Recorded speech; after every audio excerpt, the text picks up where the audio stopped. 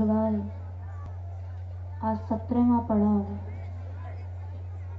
नसीटी गांव में पड़ा हुआ है।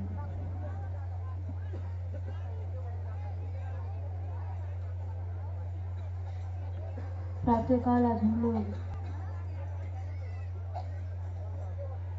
सुरीर गांव से चले थे।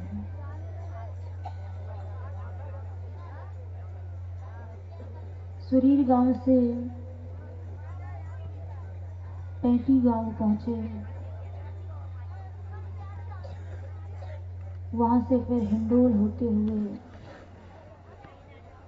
यहाँ नसीटी में आए।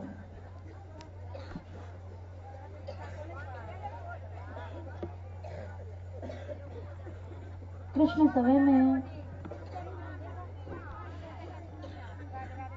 पहले सारा ब्रज वन था।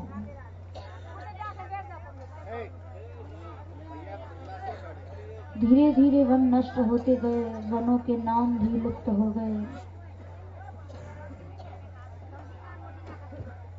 वनों का स्वरूप भी नष्ट हो गया और हर गांव में वनों की जगह खेत बन गए।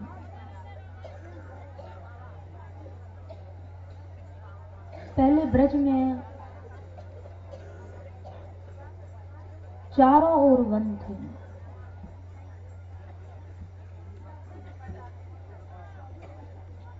बड़े बड़े 133 वनों का वर्णन मिलता है, जिनमें से 12 वन, उपहारक वन, 12 अधिवन। लेकिन अब सारे वन नष्ट हो गए।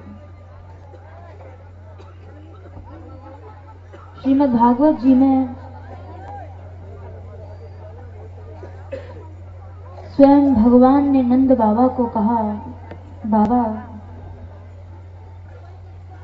न नः पुरो जनपदा न ग्रामा न गृहा वयं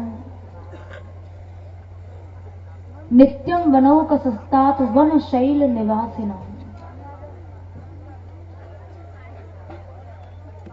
जिस समय नंद बाबा देवराज इंद्र का पूजन करने के लिए जा रहे थे,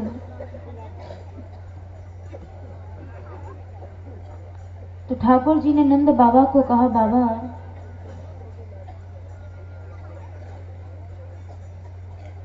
हमारे पास न कोई घर है, न कोई गांव है, न कोई मकान है, न खेरा है। वन शैल निवासिना, हम लोग तो वनों में और पर्वतों पर रहने वाले हैं। आप इंद्र की पूजा क्यों कर रहे हैं?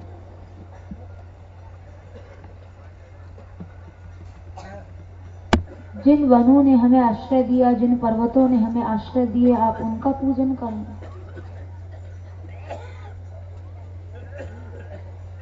तो वहां ठाकुर जी ने नंद बाबा को अपने आप को वन शैल निवासिना, वन और पर्वत का निवासी बताया।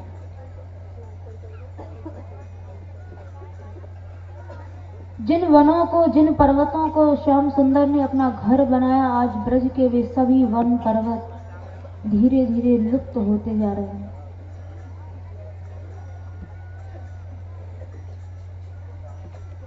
इस क्षेत्र में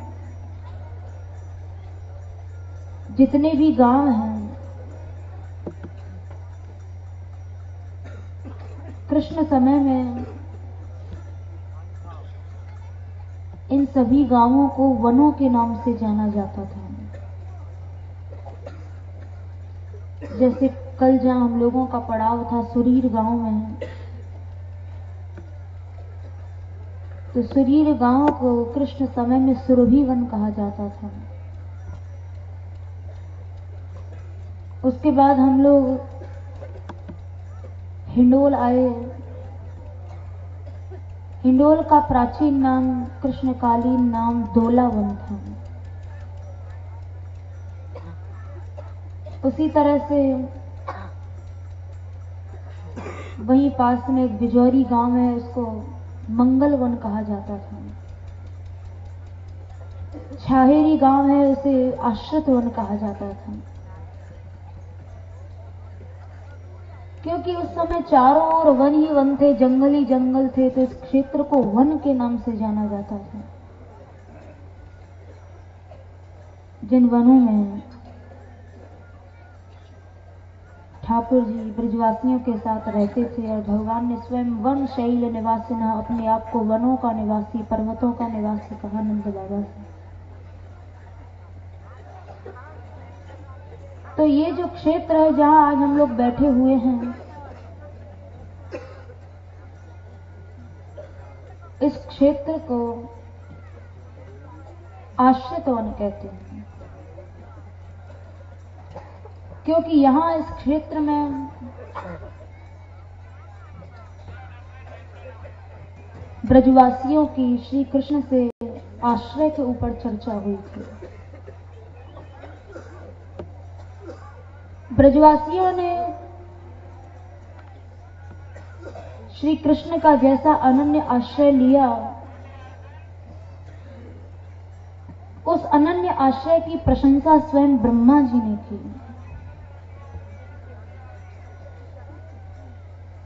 ब्रह्मा जी ने, जब ब्रह्मा जी को मोह हुआ तो उन्होंने ग्वाल वालों को और बछड़ों को चुरा लिया था। उसके बाद जब उन्हें अपनी गलती का आभास हुआ तो उन्होंने क्षमा भी मांगी। और दशम स्कंद के 14वें अध्याय में जो ब्रह्म स्तुति है, ब्रह्मा जी ने श्री कृष्ण की स्तुति की है। उस स्तुति में ब्रह्मा जी ने ब्रजवासियों के अनन्य आश्रय की बड़ी प्रशंसा की। ब्रह्मा जी ने श्री कृष्ण को कहा, हे गोविंद, यद्यपि मैंने इन ब्रजवासियों का अपराध किया है जो आपके अत्यंत प्रिय हैं, किंतु एक बात मैं आपसे अवश्य कहूंगा।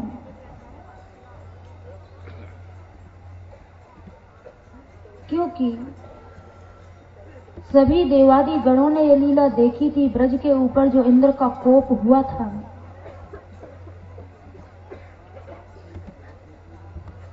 ब्रजवासियों के ऊपर बड़ा भारी संकट आया। जिस समय ठाकुर जी के कहने पर नंद बाबा ने इंद्र की पूजा को बंद करके श्री गिरिराज जी का पूजन किया, तो यह सुनकर इंद्र बड़े क्षुब्ध हुए और जिन मेघों को केवल प्रलय काल में खोला जाता था, उन प्रलयकालीन मेघों के बंधनों को खोल दिया और उनको आज्ञा दी कि जाओ सारे ब्रज को नष्ट कर दो। ब्रजवासी तो क्या, ग्वालवाल तो क्या, ब्रज के गाय बछड़े भी नहीं बचने चाहिए। उस समय ब्रजवासियों के ऊपर बड़ा भारी संकट आया था, लेकिन हमारा आश्रय कितना परिपक्व है इसकी पहचान प्रतिकूल परिस्थितियों में ही होती है। जिस समय देवराज इंद्र ने आज्ञा दी प्रलयकालीन मेघों को, अहो श्रीमद महात्म्यम गोपानाम काननौ कसाम कृष्णम मर्त्यम उपाश्रित्य ये चक्रुर देवहेलन। इंद्र ने बड़े क्रोधित होकर कहा कि ये ब्रजवासी, इनका गोधन इतना बढ़ गया है कि गोधन के कारण उसके श्री के मद में आकर ये अंधे हो रहे हैं। गायों का दूध पी पी कर मोटे हो रहे हैं और एक मर्द, एक मनुष्य के साधारण से बालक के चक्कर में आकर देवताओं की अवहेलना करने लगे हैं। देवताओं का पूजन इन्होंने बंद करा दिया। वाचालम बालिशम स्तब्धम अज्ञम पंडित मानिनम कृष्णम मर्त्यम उपाश्रित्य गोपा में चक्रुर प्रियम। इंद्र ने वहां कहा कि ये कृष्ण वाचाल है, बहुत बोलना सीख गया है, बालिश है, इसको ज्ञान नहीं है, बड़ा बक्की है, और इस कृष्ण की बातों में आकर इन सभी ब्रजवासियों ने मेरा अप्रिय किया है, अर्थात मेरी पूजा को बंद करके इन्होंने मुझे रुष्ट किया।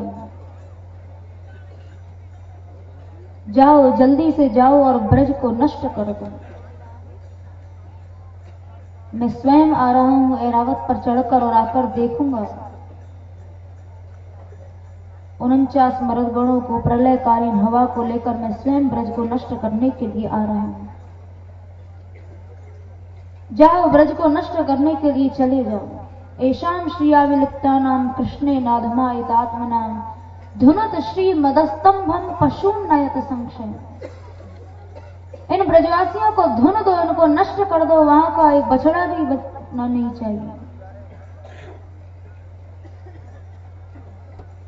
देवराज इंद्र की आज्ञा पाते ही प्रलयकालीन मेघ भारी वेग के साथ ब्रज को नष्ट करने के लिए चल पड़े। चारों ओर ब्रज में पानी ही पानी, ऊंची नीची जगह दिखना भी बंद हो गया। उस समय ब्रजवासियों ने अपने छोटे छोटे जो बालक थे उनको गोद में उठाया। सिरह सतांश कायेन प्रच्छाद्या सार पीड़िता। उन बालकों को अपनी गोद में छिपाकर अपने सिर पर अनेकानेक वस्तुओं को रखकर अपने बचाव के लिए वहां से भागे और भागकर इधर उधर नहीं गए, एकमात्र श्री कृष्ण का आश्रय लिया, कृष्ण शरण में गए। ये था उनका अनन्य आश्रय, ये था उनका सच्चा आश्रय। और वहां जो ब्रजवासियों ने श्री कृष्ण को कहा कि हे कृष्ण, कृष्ण कृष्ण महाभाग त्वन्नाथम गोकुलम प्रभु त्रातुम अर्हसि देवान्नः कुपितात भक्त वत्सल। चाहे हम नष्ट हो जाएं या जीवित रहें, हम एकमात्र आपके ही रहेंगे और आप ही हमारे एकमात्र नाथ रहेंगे। तन्नाथम गोकुलम प्रभु, गोकुल माने इस सारे ब्रज के जो एकमात्र नाथ हैं वो केवल आप ही हैं। भले ही आप हमारी रक्षा करें या ना करें, हम आपके अलावा किसी दूसरे को वरण नहीं कर सकते। ये उनका आश्रय था। ब्रजवासियों ने एकमात्र श्री कृष्ण का आश्रय लिया, तो उस आश्रय का परिणाम ब्रजवासियों की रक्षा के लिए ही भगवान ने 7 दिन 7 रात तक गिरिराज पर्वत को धारण किए रखा। ये जो आश्रय की चर्चा थी वो यही इस क्षेत्र में हुई थी और ब्रजवासियों के इस अनन्य आश्रय की चर्चा के कारण ही इस क्षेत्र का नाम आश्रित वन हुआ। लेकिन कृष्ण समय में जो ब्रजवासी थे और आज जो ब्रजवासी हैं, उनके आश्रय में बहुत अंतर आ गया है। उस समय के ब्रजवासी केवल कृष्ण आश्रय लेते थे और आज के ब्रजवासी कृष्ण आश्रय न लेकर अन्याश्रय लेते हैं। किसी गांव में 10,000 आदमी है तो उसमें से केवल 10 लोग ही प्रभात फेरी में जाते हैं। इससे पता लगता है कि उन लोगों ने कृष्णाश्रय नहीं ले रखा है। हर वर्ष यात्रा निकलती है, हर वर्ष कहा जाता है, तो भी कोई प्रभात फेरी में जाने के लिए तैयार नहीं होता है,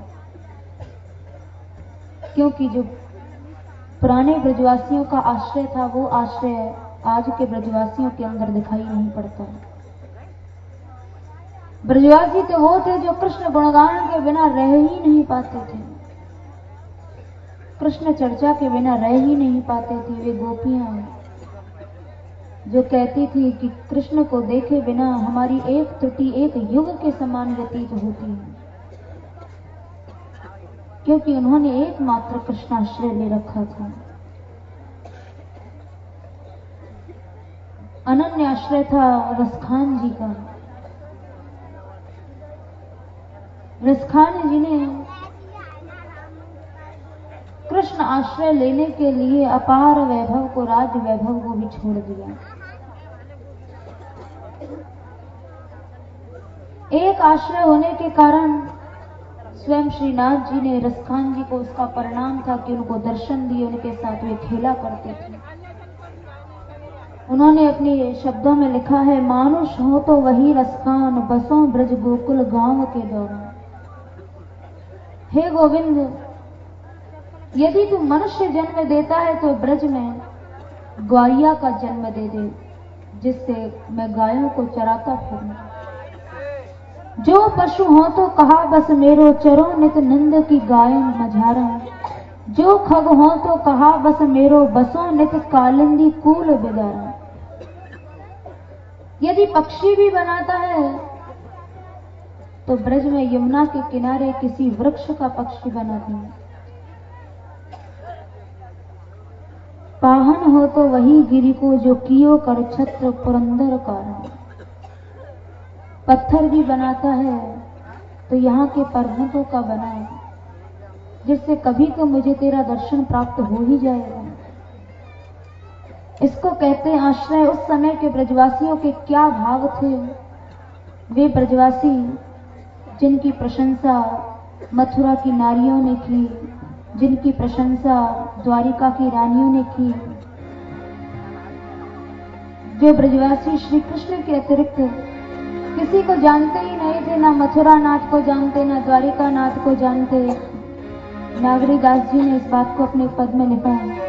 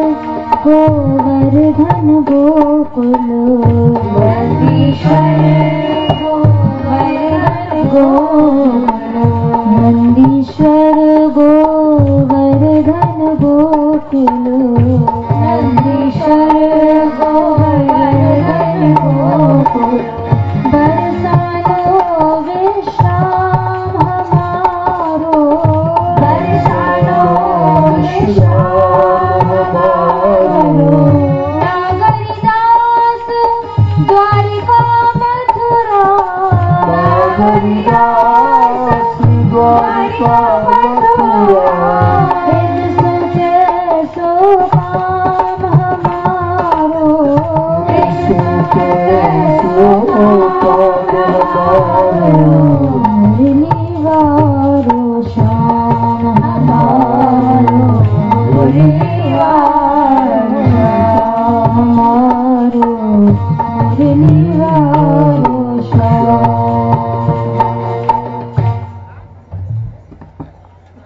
नागरीदास जी ने अपने पद में लिखा, गोप रूप वृंदावन चारी ब्रजजन पूरन काम, बिर मुरली वनमाल चंद्रिका नहीं पहचानत नाम। कि हम मथुरा और द्वारिका के नाथ को नहीं जानते हैं, हम तो केवल उस ब्रज के उस नाथ को जानते हैं जिसके हाथ में वंशी है, सिर पर मयूर पुच्छ है। गोप रूप वृंदावनचारी, गोप रूप है वृंदावन में गौचारण करने वाला ब्रजजन पूरन काम, और ब्रजवासियों की इच्छा को पूर्ण करने में भी यही समर्थ है। द्वारिका और मथुरा के नाथ ब्रजवासियों की इच्छा को पूर्ण नहीं कर सकते हैं। हम ना तो द्वारिका जानते हैं ना मथुरा जानते हैं, केवल गोवर्धन गोकुल नंदगांव बरसाना इन्हीं 2-3 जगहों से हमारा काम है। नागरी दास द्वारिका मथुरा इन सौ कैसो काम। श्री कृष्ण ब्रज छोड़कर मथुरा को चले गए थे, लेकिन ब्रजवासियों ने ब्रज को नहीं छोड़ा। श्री ठाकुर जी चले गए किंतु ब्रजवासी ब्रज छोड़कर नहीं गए, क्योंकि उनका एकमात्र आश्रय था। ब्रजवासियों के इसी आश्रय को देखकर ब्रह्मा जी स्वयं विस्मित थे। ब्रह्मा जी ने जब प्रभु की स्तुति की,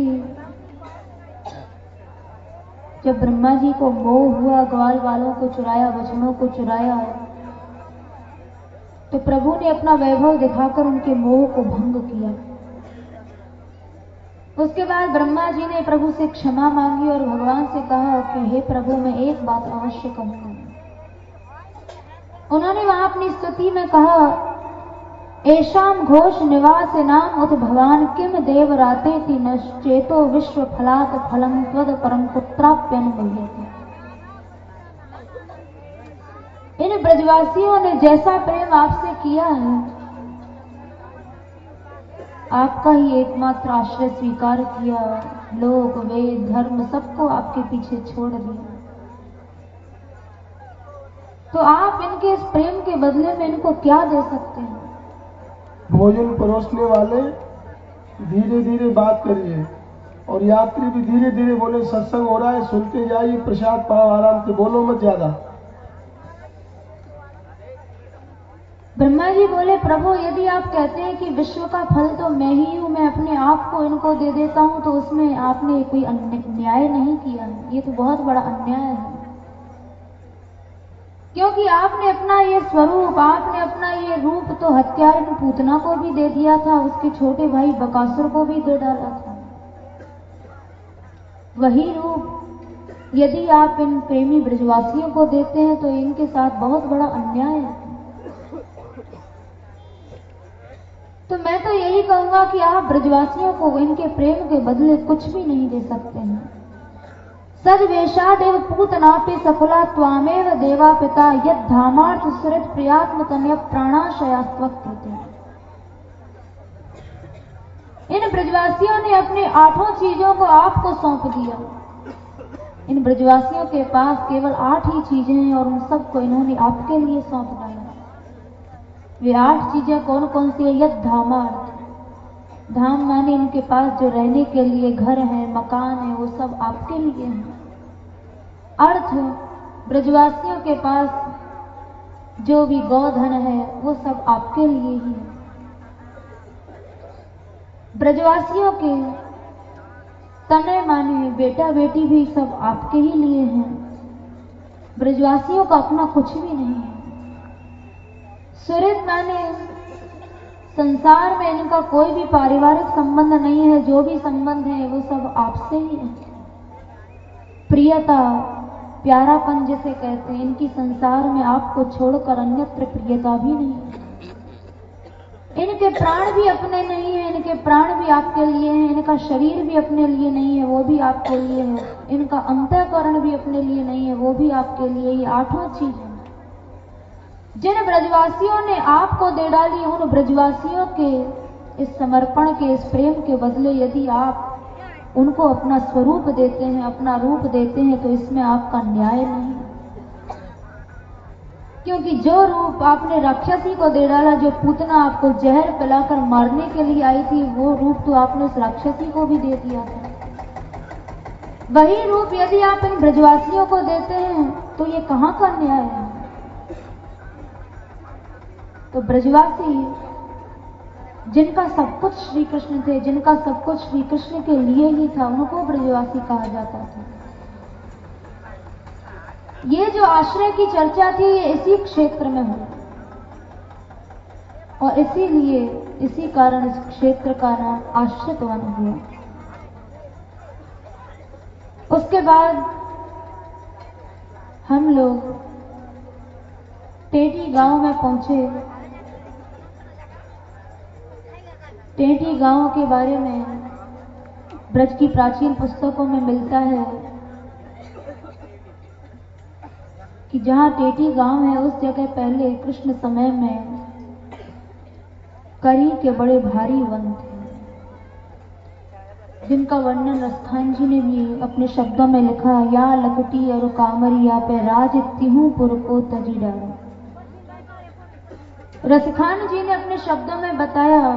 उनके शब्दों से पता लगता है कि ब्रज प्रेम किसको कहते हैं। यहाँ की लकुट और कारी कामर के ऊपर सारी त्रिलोकी का वैभव जिन्होंने न्योछावर कर दिया। 8 सिद्धि 9 निधि को सुख नंद की गाय चराए विसार।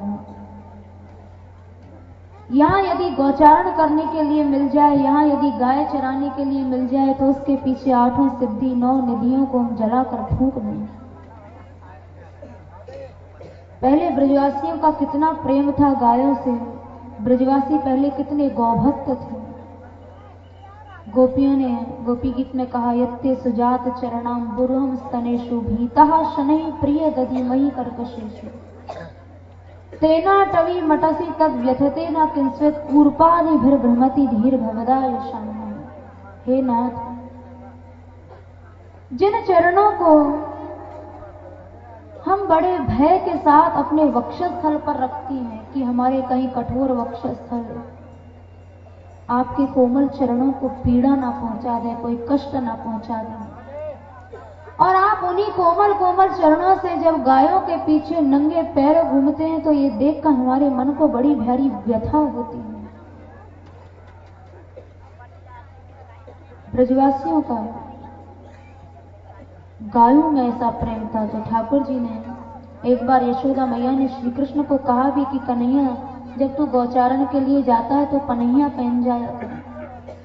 तो ठाकुर जी यशोदा मैया से बोले, मैया मेरे आगे मेरी माताएं नंगे पैर चले और मैं उनके पीछे पनैया पहनकर चलूं, ये तो उचित नहीं है। तो यशोदा मैया ने पूछा, और कौन सी तेरी माताएं हैं? तो ठाकुर जी मुस्कुराकर बोले, मैया जन्म देने वाली माँ तो कुछ समय तक ही दूध पिलाती है, लेकिन गौ माता तो जीवन भर दूध देती है। तो सबसे बड़ी माँ तो मेरी यही है। यदि तू मुझे पनैया पहनाना चाहती है तो पहले इन गौ माता को पनैया पहना, तब फिर मैं पनैया पहनकर चलूंगी। जिन गायों की सेवा, जिनका पालन करने के कारण ठाकुर का नाम गोपाल पड़ा। यहाँ के ब्रजवासी इतने गौ भक्त थे, आज वे ही ब्रजवासी अपने ही हाथों गायों को कसाईयों को बेच देते हैं। लेकिन यहाँ के हर एक जीव की महिमा को रसखान जी ने समझा, जिनके लिए कहा,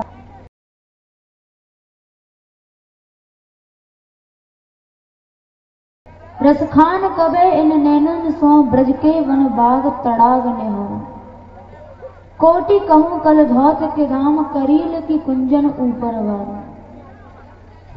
तो ये टेटी गांव की लीला, वहां टेटी गांव जा आज है, वहां कृष्ण समय में बड़ा भारी कई का बहुत सघन वन था। कुंभन दास जी ने भी अपने पद में इस लीला को लिखा। कुंभन दास जी अष्टछाप महाकवियों में आते हैं। एक बार इनके पास राजा मानसिंह इनका दर्शन करने पहुंचा था। राजा मानसिंह जब कुंभन दास जी के पास दर्शन करने के लिए गया तो उसने बहुत सा वैभव देने की इच्छा की, लेकिन कुंभन दास जी ने स्पष्ट शब्दों में मना कर दिया, क्योंकि भक्तों का किसी भी द्रव्य, पैसे, धूले से कोई मतलब नहीं होता।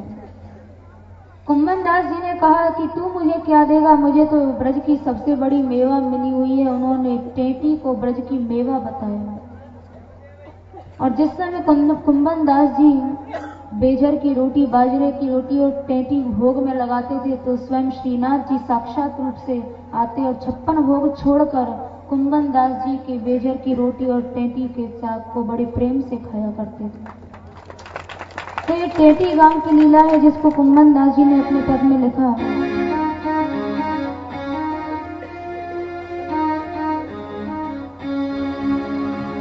बड़ो मेवा एक ब्रज में टेटी, बड़ो मेवा एक ब्रज में टेटी, ब्रज टेटी, बड़ो मेवा एक ब्रज में टेटी, बड़ो मेवा एक ब्रज में टेटी, बड़ो मेवा एक ब्रज में टेटी, बड़ो मेवा एक ब्रज में टेटी, बड़ो मेवा एक ब्रज में टेटी।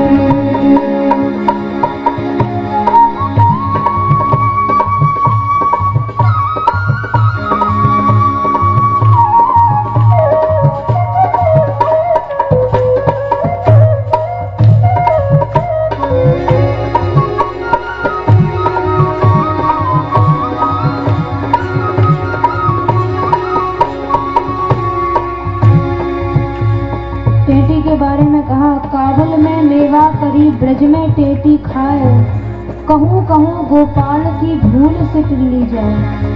समझे?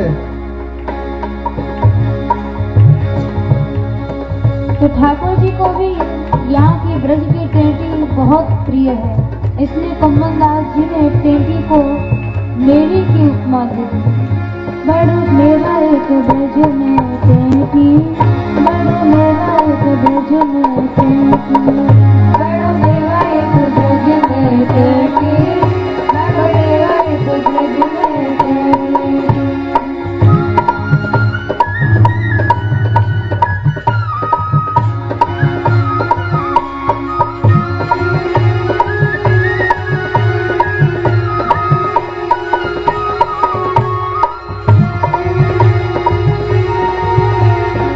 जाको होते साग संभालो, जाको होते साग संभालो, जाको होते साग संभालो, जाको होते साग संभालो, जाको होते साग संभालो, जाको होते साग संभालो। अरबे झर की रोटी बड़ो मेवा ब्रज में टेटी, की रोटी बड़ो मेवा ब्रज में टेटी, बड़ो मेवा एक ब्रज में टेटी, बड़ो मेवा एक ब्रज में टेटी, बड़ो मेवा एक ब्रज में टेटी,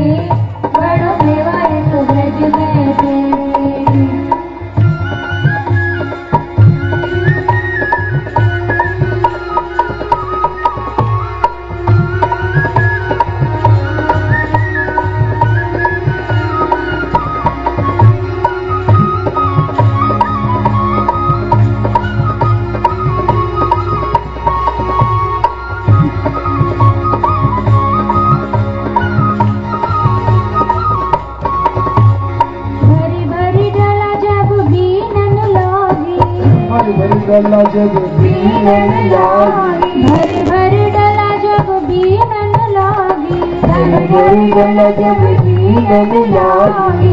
बड़े गोप की बेटी बड़ो मेवा एक ब्रज में टेकी, बड़े गोप की बेटी बड़ो मेवा एक ब्रज में टेकी, बड़ो मेवा एक ब्रज में टेकी, बड़ो मेवा एक ब्रज में टेकी, बड़ो मेवा एक ब्रज में टेकी, बड़ो मेवा एक ब्रज में टेकी।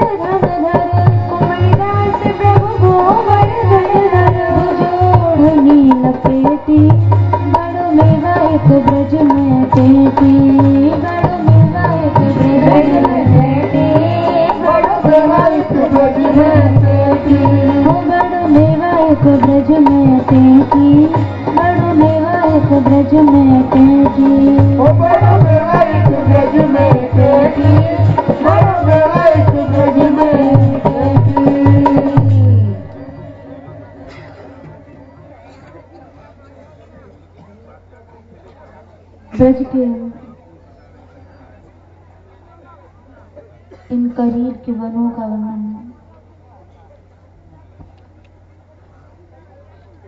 क्योंकि यहाँ के वन साधारण नहीं हैं।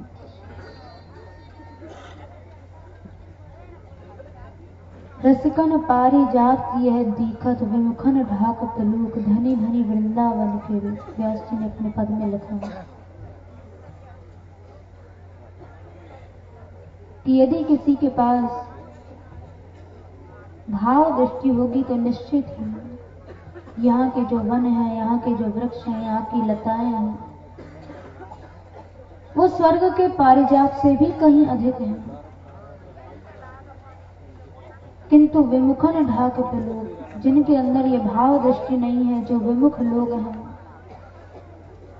उनको ये पेड़ साधारण रूप में दिखाई देते हैं।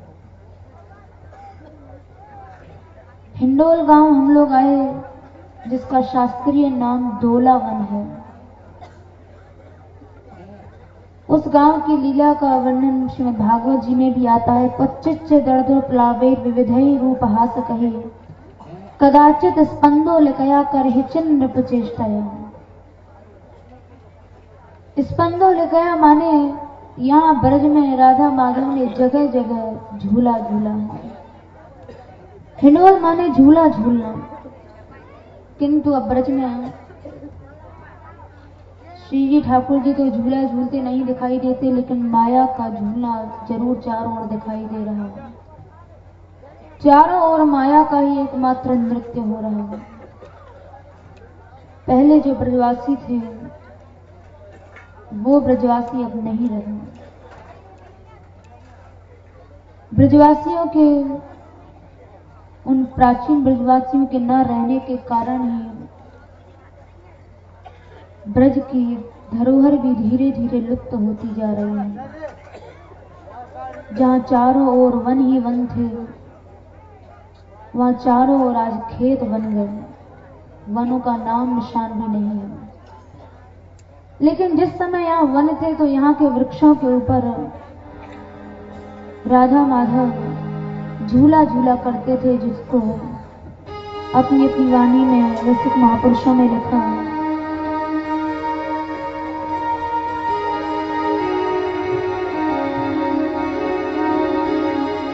झूला झूले राधा प्यारी चुनरिया, फेर फेर फेर चुनरिया, फेर फेर फेर। झूला झूले राधा प्यारी चुनरिया, फेर फेर फेर चुनरिया,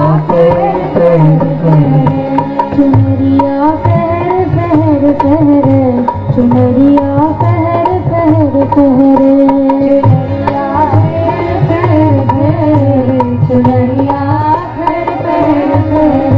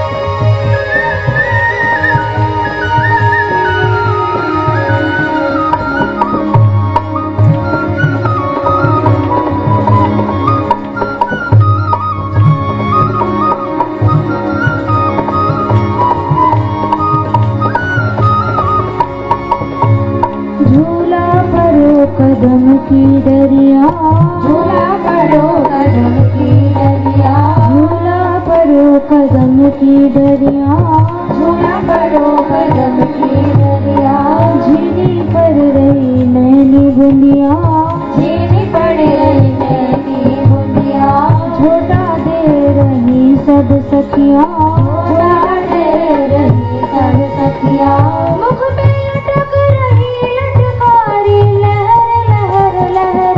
चुनरिया पैर पैर पैरे चुनरिया पैर पैर पैरे चुनरिया पैर पैर पैरे चुनरिया पैर पैर पैरे चुनरिया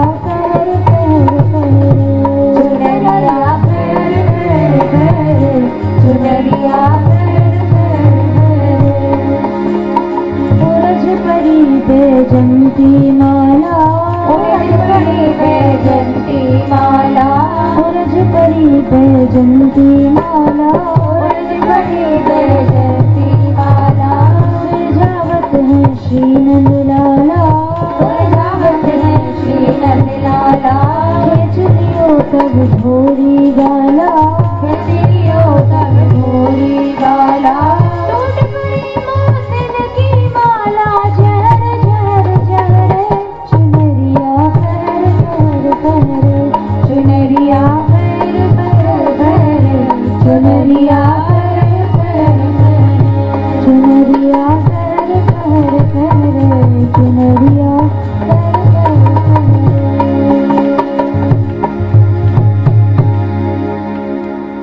दोलावन जिसे अब हिंडोल कहा जाता है, वहाँ ठाकुर जी श्री जी की झूलन लीला हुई, जिसके कारण उसका नाम दोलावन था। दोलावन का अपभ्रंश हुआ और हिंडोल नाम पड़ा। उसके बाद हम लोग नसीटी आए, जहाँ आज हम लोगों का पड़ाव है। नसीटी में जो लीला हुई, ये सारा क्षेत्र एक ही लीला से संबंधित है। यहाँ ब्रजगोपियों ने श्री कृष्ण से रास पंचाध्यायी में जो आता है, जब कृष्ण की वंशी सुनकर ब्रजगोपियां गईं, तो वहां ठाकुर जी ने ब्रजगोपियों को वापस लौटने के लिए कहा, लेकिन ब्रजगोपियां अपने घरों को नहीं गईं। वहां गोपियों ने कहा, मैवं विभोरति भवान गदितुम निशंसं संत्यज्य सर्वविषयांस्तव पादमूलम्। भक्ता भजस्व दुर्वग्रह मात्यजास्मान देवो यथादि पुरुषो भजते मुमुक्षुम।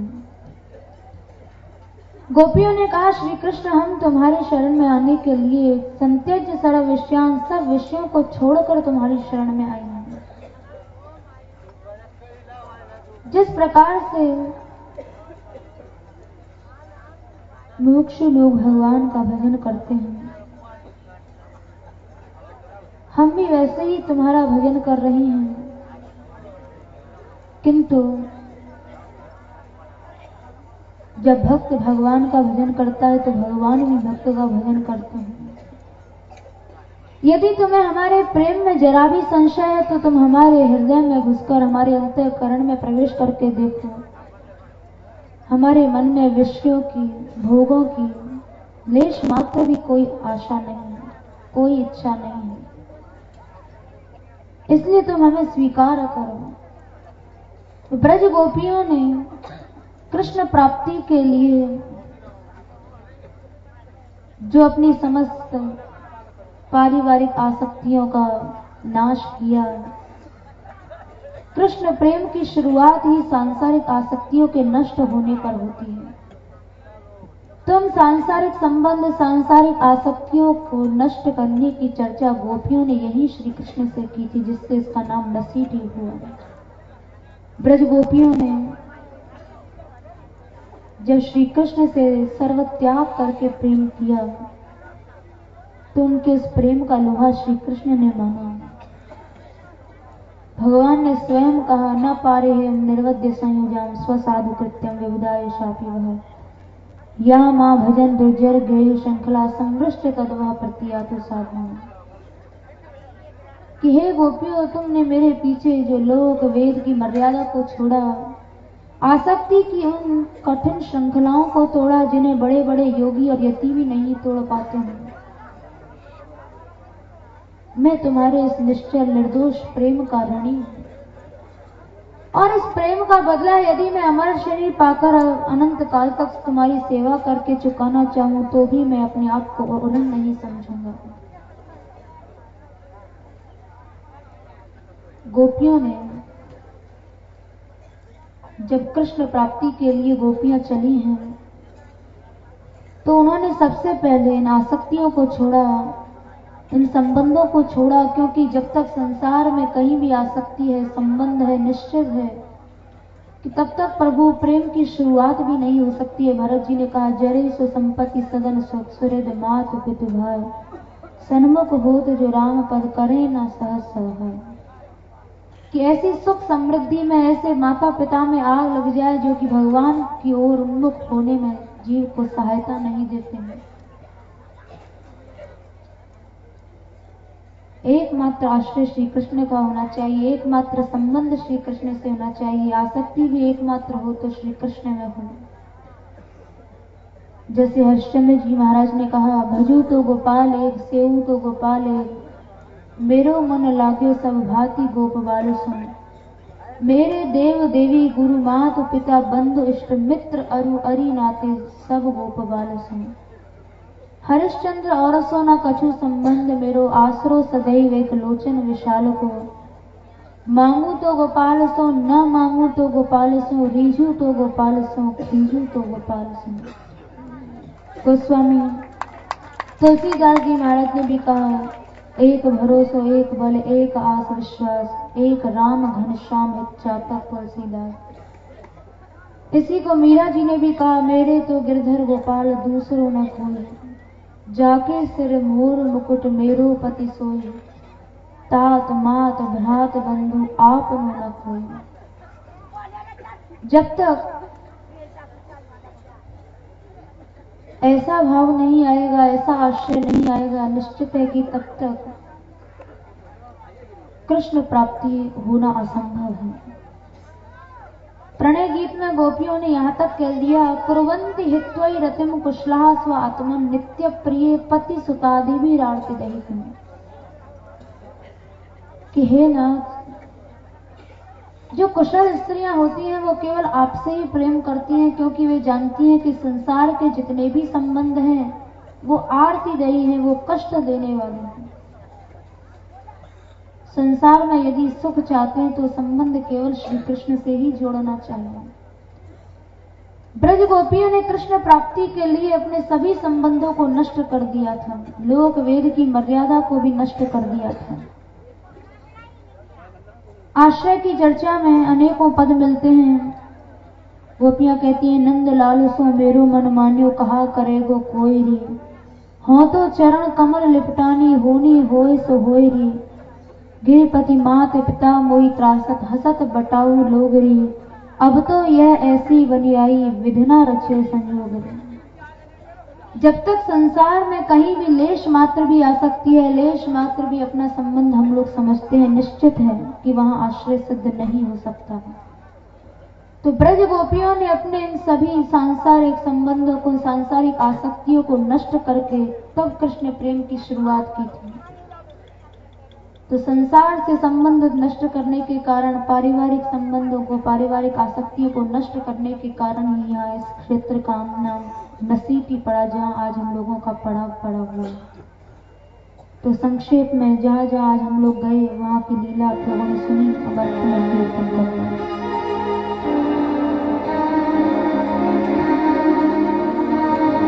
राधे गोविंद गोविंद राधे, राधे गोविंद गोविंद राधे, राधे गोविंद गोविंद राधे, राधे गोविंद गोविंद राधे, राधे गोविंद गोविंद राधे, राधे गोविंद गोविंद राधे, राधे गोपाल राधे, गोविंद राधे गोपाल राधे,